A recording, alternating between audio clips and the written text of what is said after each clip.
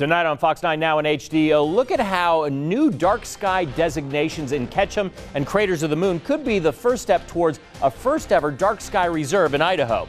Also tonight, Republican lawmakers debut a long-awaited tax reform bill that President Trump wants passed by Christmas. Why some in the GOP have real reservations. Watching Fox 9 Now News at 9. It's about time. Thanks for joining us, everyone. I'm Roland Barris. Tonight's big story. The United States is under a near constant cyber attack these days. Equifax and the last election, proof of that.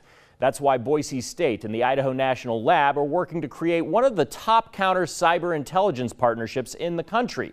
Their goal is to protect infrastructure, things like dams, electrical grids, and cell service, primary targets for anyone wishing to cause chaos. Tonight, a look inside Boise State's brand new lab designed to train the next wave of cyber soldiers in this Fox 9 Now exclusive. Ever since Russia annexed the Crimean Peninsula in 2014, a strange thing has happened. Russia has regularly taken out Ukraine's media, transportation, and even their power grid, literally with the press of a button. So Ukraine has shown that with focus and effort, you can take down power, even in the U.S. Wayne Ostad with the INL says Russia has learned if you want to cause chaos, all it takes is computers and brains. And Russia's not the only one. There are four principal players: Russia, China, North Korea, and Iran. Unlike Ukraine, though, the U.S. is a superpower. But power is no longer just military might. As we continue to be the dominant military power, other countries look to shift to a domain where they can have global reach, global impact. That domain is the internet. The INL is where we fight back. The Cold War era nuclear reactors are mostly gone, and the unique infrastructure that connected them repurposed. This test grid doesn't exist in anywhere else in the U.S., maybe in the world. Workers at INL team up with private industry to test known threats on real systems and prepare for new threats by playing blue-on-red cyber war games. You experienced real fear doing that? Yes. Real fear? Yeah. I'll tell you, the red team exercise, blue team exercise I did over at Department of Homeland Security was one of the most intense days I have ever spent in my life. By changing harmonics, hackers can cause a power station like this to literally explode. The only bomb required is in the cyber world. It's the kind of threat that needs more recruits to fight, and Boise State wants to provide them. It's a nice fit between Boise State and INL. But one thing that they do need are people and talent to be able to help them with their mission. The Idaho legislature set aside $1 million to create a secure cyber lab right off the Grove that's still being unpacked. We were given exclusive first access. All right, so in here we've got kind of a mock-up substation. Rudin says Boise State is the perfect partner for INL in a growing field. The competition is very keen, but I would also say that the INL is such a national leader in this area. To partner with them, I think, puts us a leg up on the competition. Boise State students will soon be learning how to protect those cutting-edge substations and hopefully one day come up with more permanent protection. We need to fundamentally redesign how the physical side of the grid works so that we have a self-healing digital side of it. In the meantime, the goal is to have top-notch cyber guards who can recognize and react to a threat before it can do serious damage. Again, the INL was perfectly suited to cybersecurity because when the old reactors on the site shut down one by one, the infrastructure connecting them remained. All they had to do was hook it all together, and they had a perfectly secure location to test cyber threats. This is your Fox 9 Now forecast. Temperatures are actually pretty mild today, but it looks like we'll see a cool down coming in as we move through the afternoon tomorrow. Let's take a look at what's going on. We've got rain coming in, so some changes, some rain showers tonight as well. Take a look at what's happening around the region. 60 degrees for the high temperature today, but again, record high temperature 72. We weren't really warm, but tomorrow we're really going to notice the cool down as these rain showers up to the north here start to push down overnight tonight. We'll see scattered showers during the day tomorrow. Snow in the east central mountains. We're talking about a winter weather advisory in effect for the Stanley Sun Valley area with significant snow moving on in. So here's my forecast overnight. The showers will continue to develop as we move overnight tonight. And when you wake up tomorrow morning, a chance for showers as you're dropping off the kids to school or heading off to work. But as the day progresses, a better better chance for more showers, and we may have a steadier rain towards the evening, pushing west to east through the Treasure Valley. High temperature about 53 tomorrow. It's going to feel colder later in the day, and it looks like some rain and snow possible in areas over the weekend. I'll tell you all about my weekend forecasts coming up shortly. All right, thanks, Scott. The fate of Sergeant Bo Bergdahl is now up to a military judge in Fort Bragg, North Carolina. The Haley native's sentencing hearing has finally reached the deliberation phase. Prosecutors are recommending Judge Jeffrey Nance sentence Bergdahl to 14 years confinement, a reduction in rank, and a dishonorable discharge. The defense wants a more lenient sentence. They recommend the dishonorable discharge, but pushed for no confinement. As Fox 9 Now has reported, Bergdahl could actually face up to life in prison after pleading guilty to charges of desertion and misbehavior before the enemy for walking off his post in Afghanistan back in 2009. Well, next Tuesday, November 7th, is Election Day here in the Treasure Valley, and it's a big one in Nampa where residents will weigh in on the race for mayor. Incumbent Mayor Bob Henry is facing off against Chamber of Commerce President Debbie Kling. Fox 9 Now's Malia Kamal sat down with the candidates ahead of the vote. As the day quickly approaches, Nampa Mayor Bob Henry says he isn't nervous at all. And in fact, he's looking forward to a second term. As of now, he's focusing on continuing his work. We have a wastewater treatment plant that has got substantial, somewhere between $100 and $200 million worth of improvements. We need to figure out what we need to do and how we're going to fund it. Mayor Henry says he is the best person for the job because of his resume, experience, and proven track record. When he took office 4 years ago, he says there were a series of issues, from reining in the urban renewal district to high subsidies for the Ford Idaho Center, and most importantly, Nampa had a very high property tax levy rate. We've reduced that by almost 23%. But opposing candidate Debbie Kling says, not so fast, Mr. Mayor. There's been discussion about the levy going down. The only reason the levy went down is because home values went up.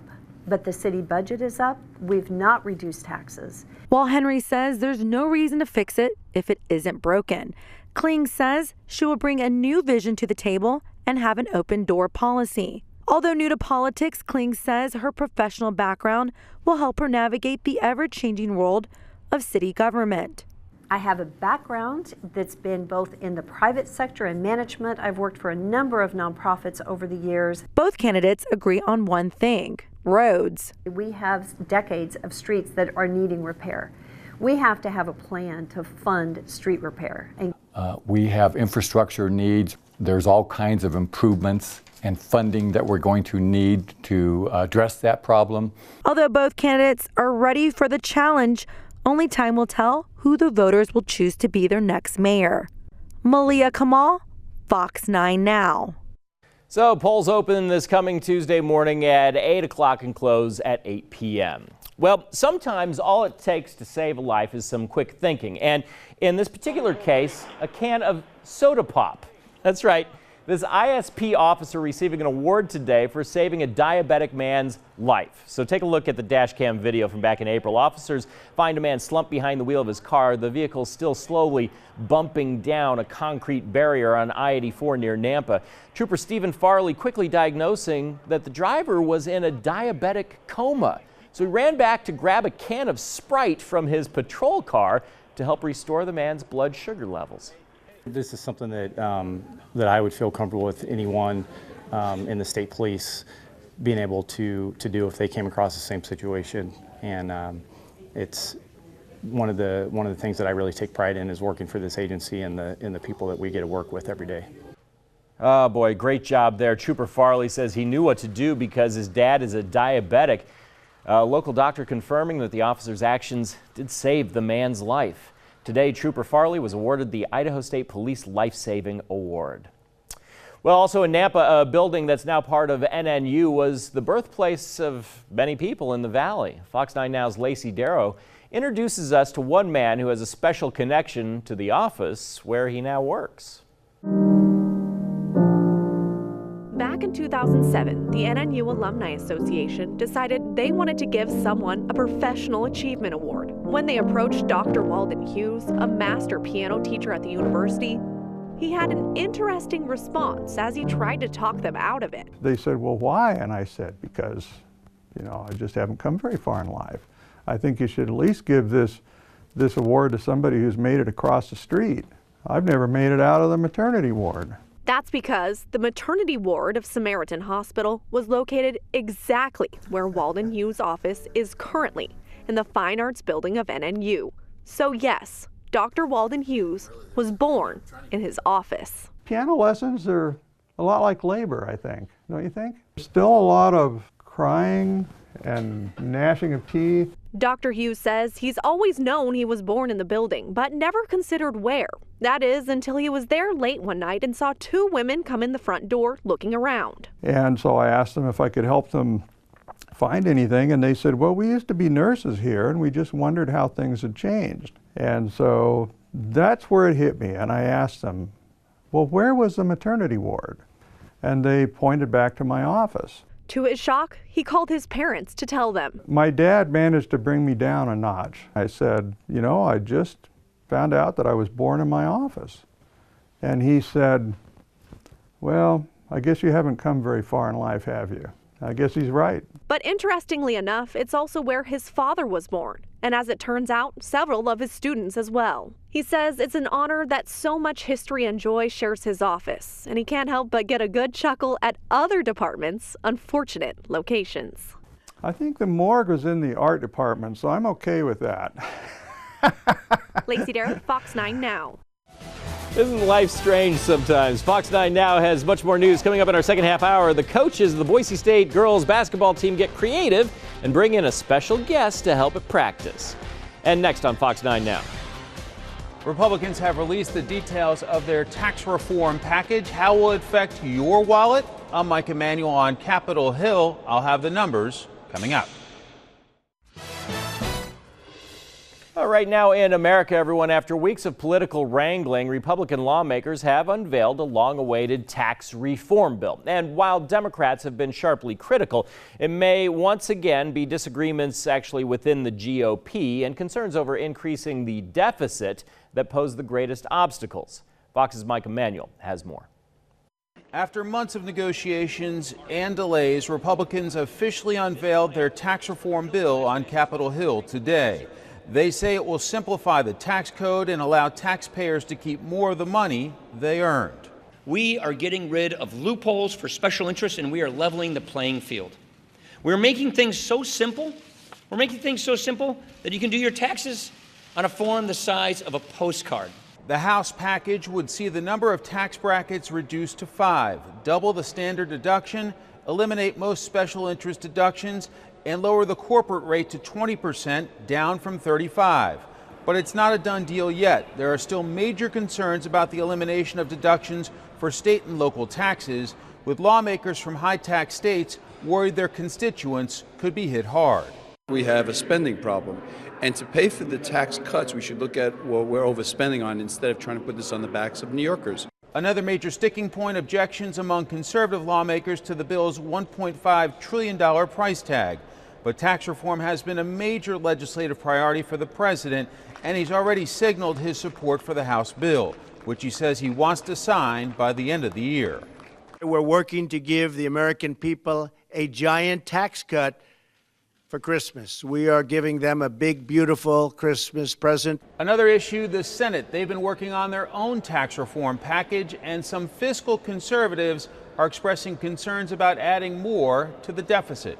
On Capitol Hill, Mike Emanuel, Fox News. Well, President Trump has selected his choice to become the next chair of the Federal Reserve.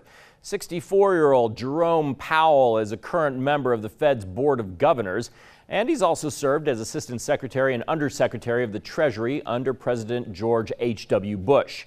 However, if confirmed by the Senate, he would become the first Fed chairman in nearly 4 decades to not have a Ph.D. in economics. And I'm committed to making decisions with objectivity, based on the best available evidence, in the long-standing tradition of monetary policy independence. If confirmed, Powell would succeed Janet Yellen, whose term expires in February. Yellen is the first woman to head the Fed. She also becomes the first Fed leader not to be offered a second term after completing her first since the end of World War II. Meanwhile, President Trump's nominee for chief scientist at the Department of Agriculture has withdrawn his name from consideration.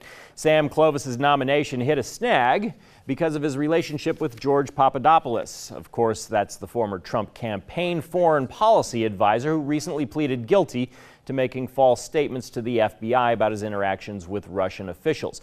The Washington Post reported earlier this week that court documents show that Clovis was one of the campaign officials who Papadopoulos was emailing. On top of that, Clovis had zero experience in food science and was primarily known as a radio host. We are learning a bit more about former Trump campaign chairman Paul Manafort's net worth and his travel history. According to a court filing, Manafort currently has 3 U.S. passports, each under a different number. In addition, Manafort traveled to Mexico, China, and Ecuador with a phone and email account registered under a fake name. Manafort said last May that he has about $136 million in assets. The former head of the Democratic National Committee is skewering Hillary Clinton in a new book about the 2016 election. Donna Brazile now alleging that the party's system was rigged against Bernie Sanders. Fox's James Rosen reports.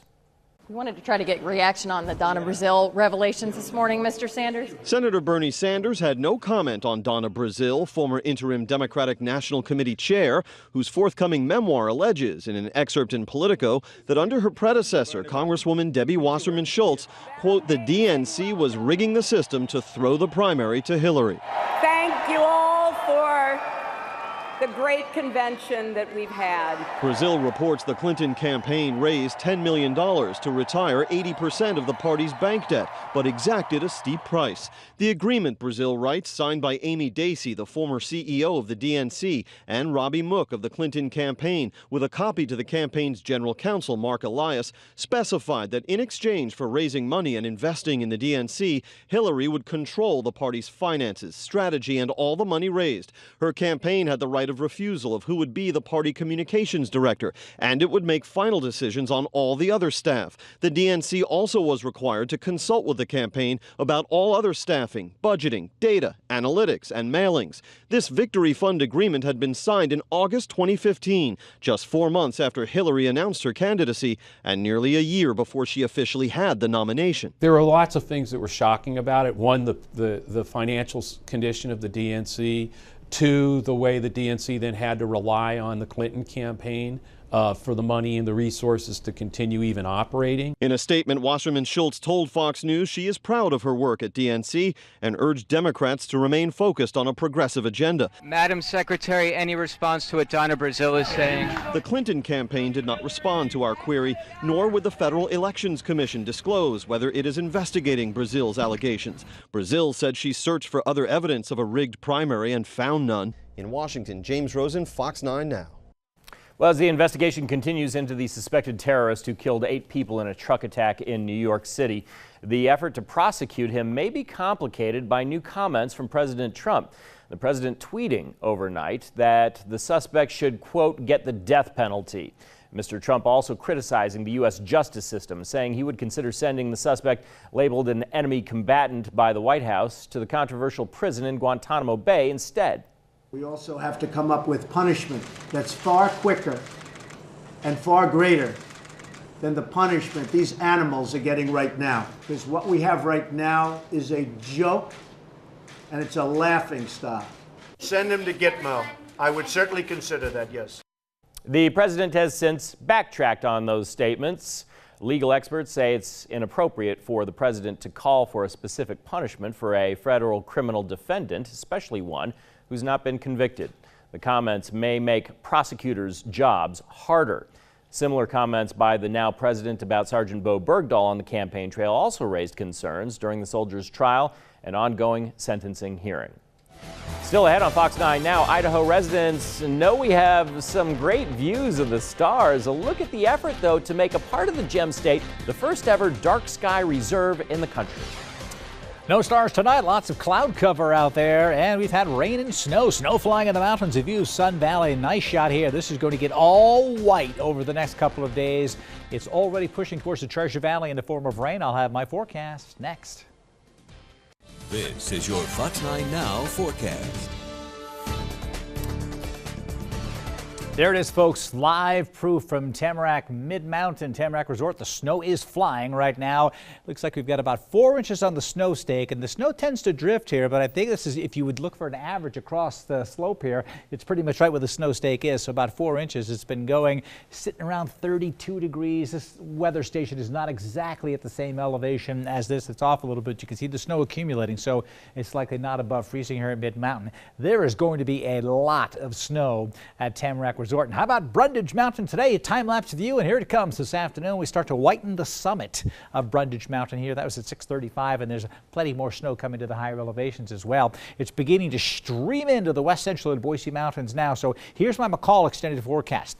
This is 5,000 feet now, 39 degrees tomorrow. A lot of rain may fall in the McCall area, mixed with snow, but just having a hard time accumulating until you get above 6,000 feet. That's where it's really going to be coming down, but it'll be happening throughout the day. Then during the evening, by this time, the temperatures will drop as the snow level drops and we get snow. Could be a few inches, and then looks like cold with flurries on Saturday. More snow could come in on Sunday and a Monday. Another storm system comes in during the day Wednesday, and look how cold some of these morning lows are. 16 Sunday, 9 degrees on Tuesday morning. My extended forecast for the Sun Valley area, snow coming in. Same thing in Stanley.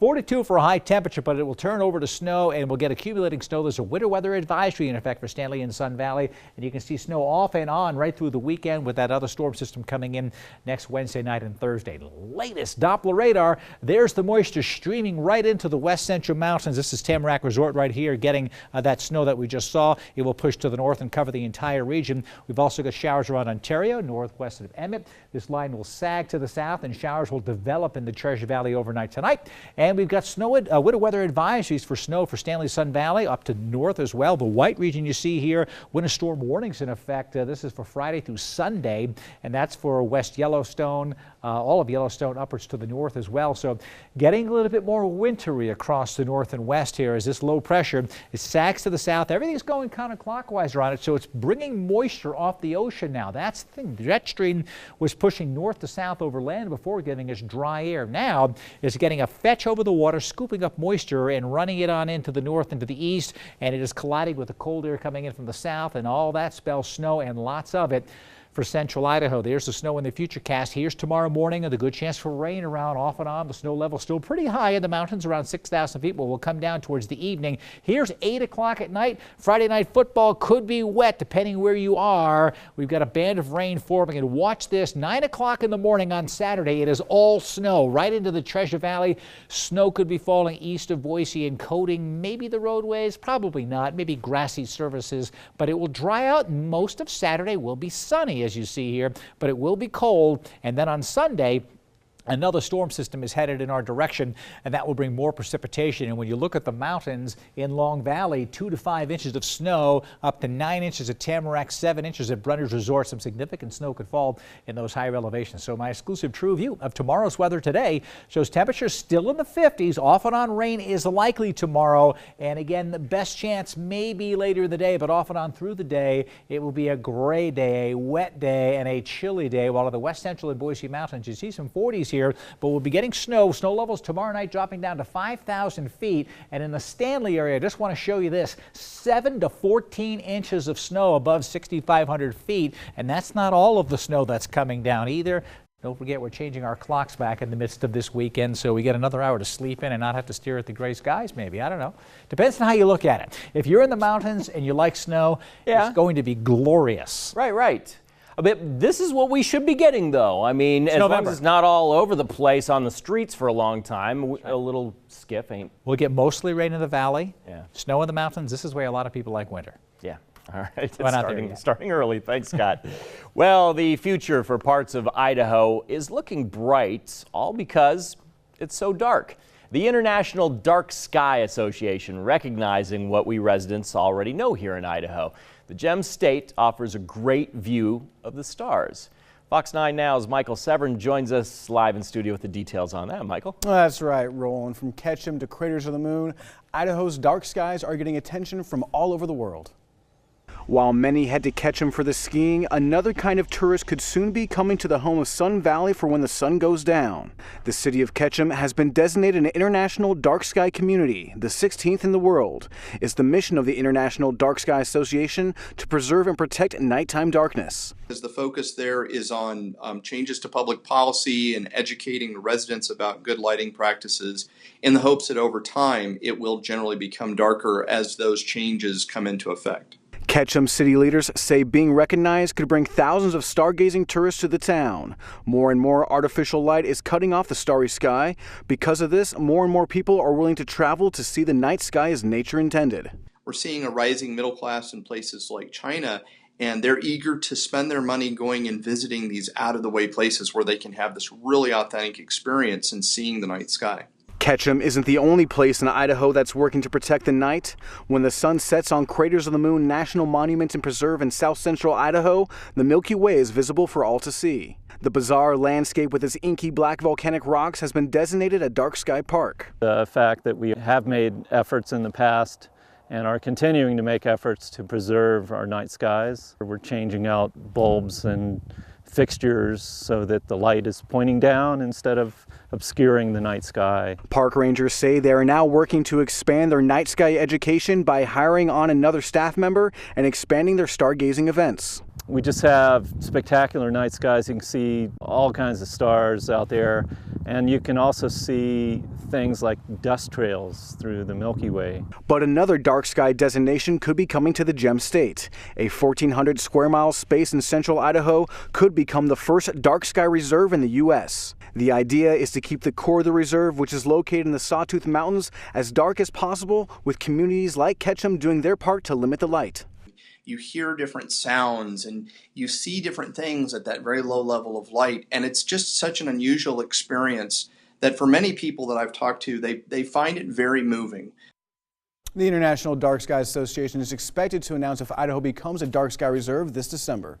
Live in studio, I'm Michael Severn, Fox 9 Now. Thanks, Michael. Still to come on Fox 9 Now, counterterrorism and security experts around the world getting a first look at documents and videos seized from Osama bin Laden. Right now in the world, everyone, ISIS is on the run, but that isn't always a good thing. The terror group's black flag drew people from across the world to the Middle East. But now as the caliphate crumbles, many are trying to return home, posing a major threat. It was returning jihadis who carried out attacks in Paris and Brussels. And while England says it will jail returning ISIS militants, some French and U.S. military members say they'd rather intercept them on the battlefield. It simplifies things. If we kill them abroad, that resolves the problem of what we do when they return. That is what France is doing. We can prevent them from leaving, and we can defeat them here, then that's exactly what we want to do. Well, 6.5 years after the death of Osama bin Laden, we are getting new insight into the terror leader behind the 9/11 attacks. The CIA is releasing hundreds of thousands of files captured by U.S. Navy SEALs during the raid that killed bin Laden in May 2011. The document dump comes in compliance with the 2014 Intelligence Authorization Act. It includes bin Laden's 228-page personal journal, al-Qaeda home videos, and even bin Laden's practice blooper reels before his public speeches. At least now we will have the vast majority of these documents available for scholars, for counterterrorism experts all around the world to take a look at and have a better understanding of the historical threat to the United States. The documents also include 2 wedding videos of bin Laden's son Hamza, who is still wanted. It is the first public image released of the man as an adult. In Britain, Defense Secretary Michael Fallon has resigned after allegations of inappropriate behavior. A newspaper reporting that Fallon had repeatedly touched a journalist's knee some 15 years ago. In a letter to the Prime Minister, Fallon said he may have, quote, fallen short of the high standards expected of the military.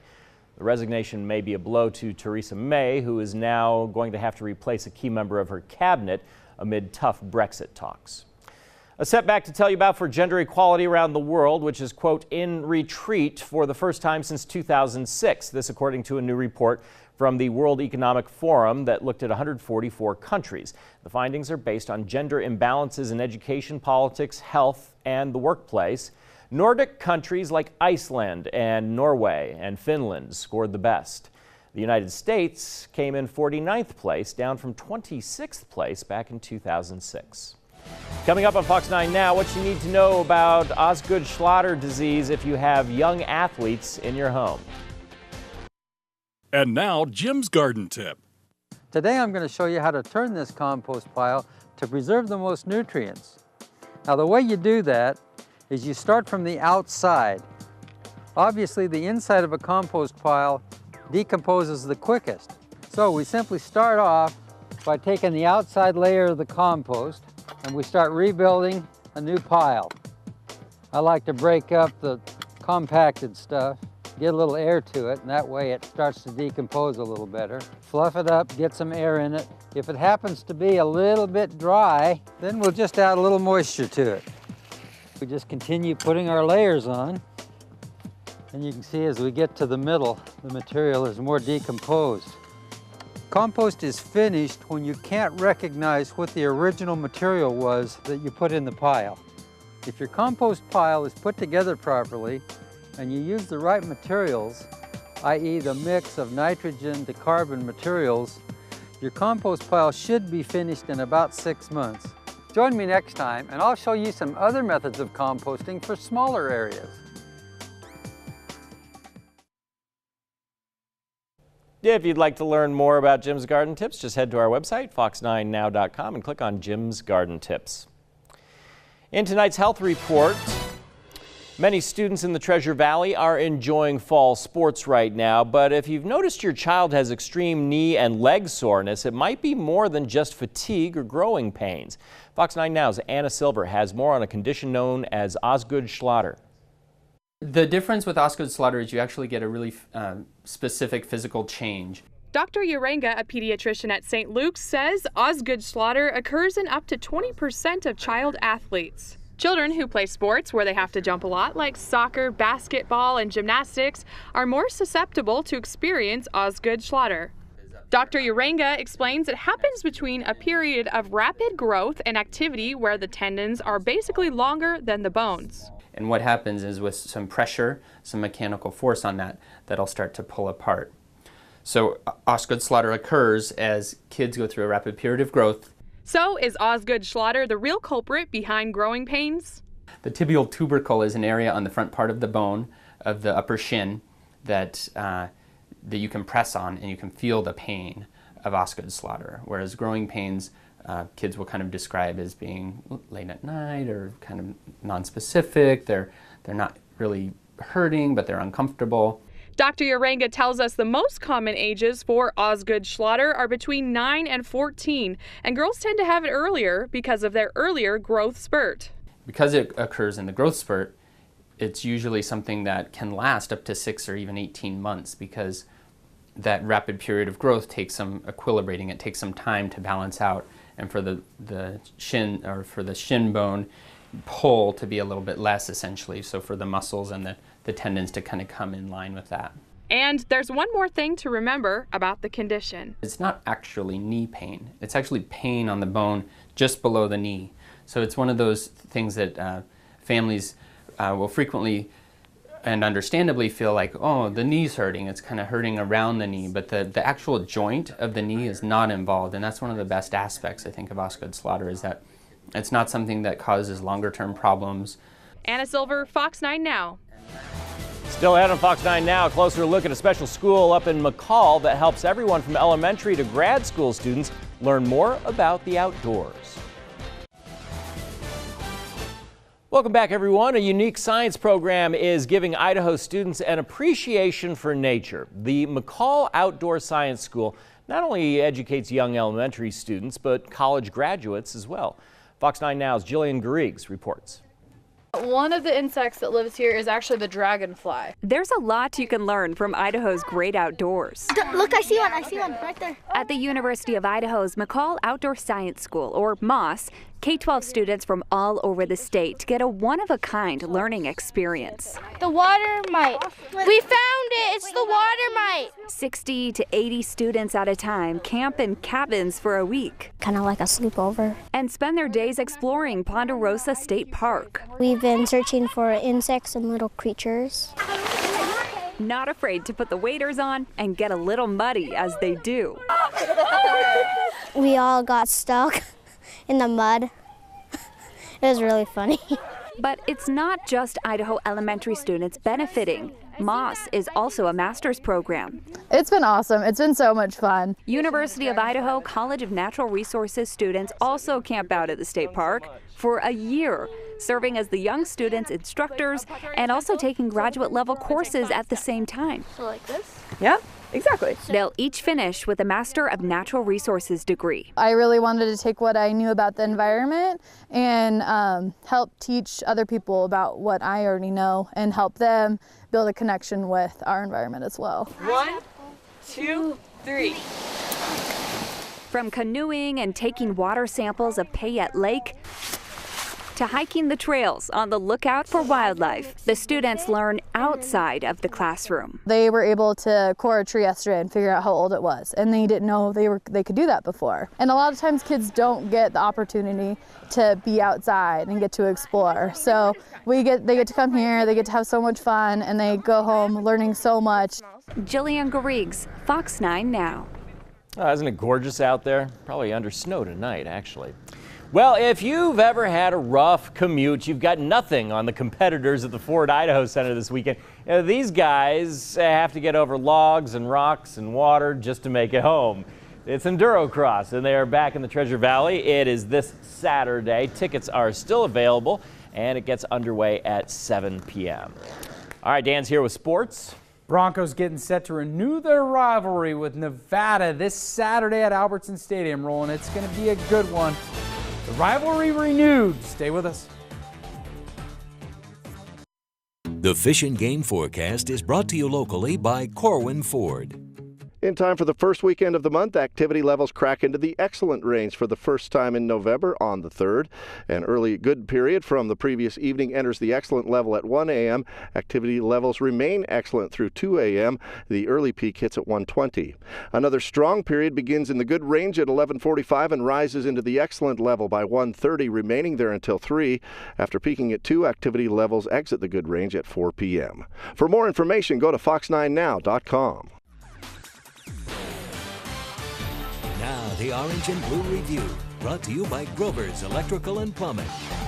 Saturday, the rivalry between Nevada and Boise State renews. There have been several key matchups between the two schools, and until the Mountain West Conference realigned the conference, it was a regular tradition. Saturday will be the first meeting between the two programs at Albertson Stadium since 2014. The year gap between playing each other has been the longest since the two started squaring off against each other since 1971. This week, the Boise State coaching staff educated their players on the importance of this game as Nevada looks for their first win on the Blue in 20 years.